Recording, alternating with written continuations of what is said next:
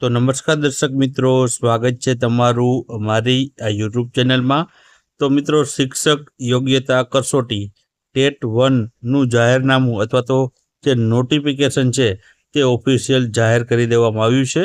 આજરોજ મિત્રો છે રાજ્ય પરીક્ષા બોર્ડ ગુજરાત રાજ્ય દ્વારા છે આ નોટિફિકેશન જે તમે જોઈ શકો છો જાહેર કરવામાં આવ્યું છે, જેમાં પ્રાથમિક શાળામાં ધોરણ 1 થી 5માં પ્રાથમિક શિક્ષક અથવા તો વિદ્યા સહાયક તરીકે નિમણૂક મેળવવા માટેની જે નિયત લાયકાત ધરાવતા ઉમેદવારો માટે છે શિક્ષક યોગ્યતા કસોટી ટેટ 1 જે છે 2025 જે છે તેની જે પરીક્ષાનું આયોજન રાજ્ય પરીક્ષા બોર્ડના સંચાલન હેઠળ છે નક્કી કરેલા જિલ્લાઓમાં જિલ્લા શિક્ષણ અધિકારી સીઓના મારફતે કરવામાં આવશે। મિત્રો, અહીં તમને છે ટેટ જે છે 1નો કાર્યક્રમ દર્શાવવામાં આવેલો છે, જેમાં છે અલગ અલગ તારીખો આપેલી છે। ખાસ આપણે અહીં તારીખ જોવાની છે તે છે ઉમેદવારો માટે રજિસ્ટ્રેશન ફોર્મ ઓનલાઈન ભરવાનો જે સમયગાળો છે તે જોવાનો છે। તો 29/10/2025 થી 12/11/2025 દરમિયાન છે તમે ઓનલાઈન ફોર્મ છે આના ભરી શકશો। અને નેટ બેન્કિંગના મારફતથી ફી સ્વીકારવાનો સમય છે 29/10 થી 14/11 સુધી છે તમે જે છે આનો ઓનલાઈન જે છે ફી સ્વીકારી શકાશે। પરીક્ષાની મિત્રો સંભવિત માસ અથવા તો તારીખ આપેલી છે 14 ડિસેમ્બર 2025ના રોજ છે આની પરીક્ષા છે જે સંભવિત લેવામાં આવી શકે છે। હવે મિત્રો, શૈક્ષણિક લાયકાતની વિગતો જોઈ લઈએ કે ધોરણ 1 થી 5 માટે જે પ્રાથમિક શિક્ષક તરીકેની જે નોકરી મેળવવા માટે જે છે જે ભરતી જે છે કરવામાં આવવાની છે તે માટે જે શૈક્ષણિક લાયકાત શું જોઈ શકે છે।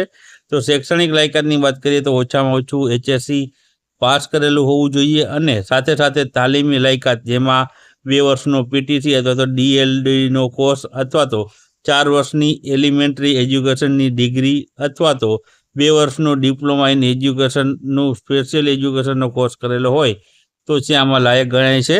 શૈક્ષણિક લાયકાતની વિગતો મિત્રો ચકાસણી ભરતી પસંદગી સમિતિ દ્વારા છે તે કરવામાં આવશે। ત્યારબાદ હવે કસોટીનું માળખું જોઈ લઈએ તો આ કસોટીમાં બહુવિધ સ્વરૂપની અને વિવિધ હેતુલક્ષી સ્વરૂપની multi choice question base MCQs રહેશે, એટલે કે જે MCQ પ્રકારની પરીક્ષા તમારી છે આમાં આપવાની રહેશે। 150 માર્કનું હેતુલક્ષી પ્રશ્ન રહેશે અને 120 મિનિટનો સમયગાળો એટલે કે 2 કલાકનો સમયગાળો તમને છે આપવામાં આવશે। અને આ કસોટી તમામ પ્રશ્નો ફરજિયાત રહેશે અને આ કસોટીનું સળંગ એક જ પેપર છે લેવામાં આવશે।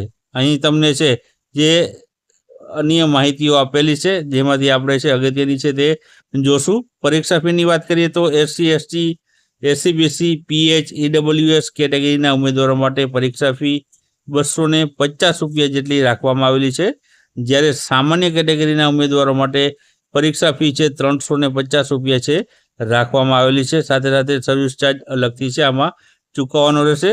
આ ઉપરાંત કોઈ પણ સંજોગોમાં મિત્રો ફી છે આમાં પરત કરવામાં નહીં આવે। ત્યારબાદ ફી ભરવાની પદ્ધતિની અહીં માહિતી આપેલી છે। તમે છે અહીં ATM કાર્ડ અથવા તો નેટ બેન્કિંગના માધ્યમથી તમે છે ફી ભરી શકો છો। ત્યારબાદ કસોટી અને પરીક્ષા કેન્દ્રની વાત કરીએ તો કસોટી અથવા તો પરીક્ષા માટે નોંધાયેલ ઉમેદવારોની સંખ્યા તથા પરીક્ષાલક્ષી વહીવટી અનુકૂળતા અનુસાર રાજ્ય પરીક્ષા બોર્ડ દ્વારા છે કસોટી અથવા તો પરીક્ષા કેન્દ્રો નક્કી કરવામાં આવશે। ઉમેદવારે બોર્ડ દ્વારા ફાળવવામાં આવેલા પરીક્ષા કેન્દ્ર ઉપર છે સ્વખર્ચે છે પરીક્ષા આપવા જવાનું રહેશે।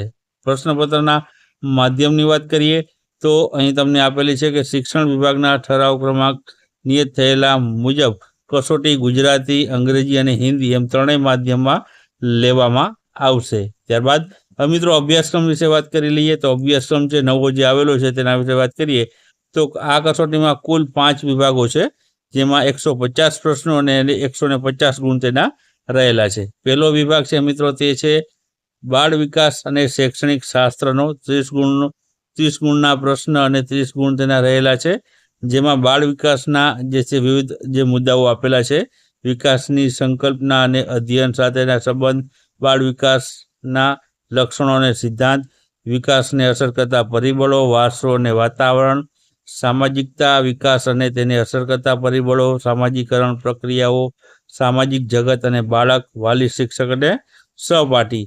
ત્યારબાદ એરિએક્શન, મોનેટરી, પોબેલ, કોનહલબર્ગ સિદ્ધાંત અને શૈક્ષણિક ફલિતાર્થ ઉપરાંત બાળ કેન્દ્ર અને પ્રગતિશીલ શિક્ષકની સંકલ્પના વગેરે મુદ્દાઓ છે તમે અહીં જોઈ શકો છો પોસ્ટ કરીને। ત્યારબાદ આગળ આપણે વાત કરીએ જે છે અલગ જે છે બીજો વિભાગ આવશે।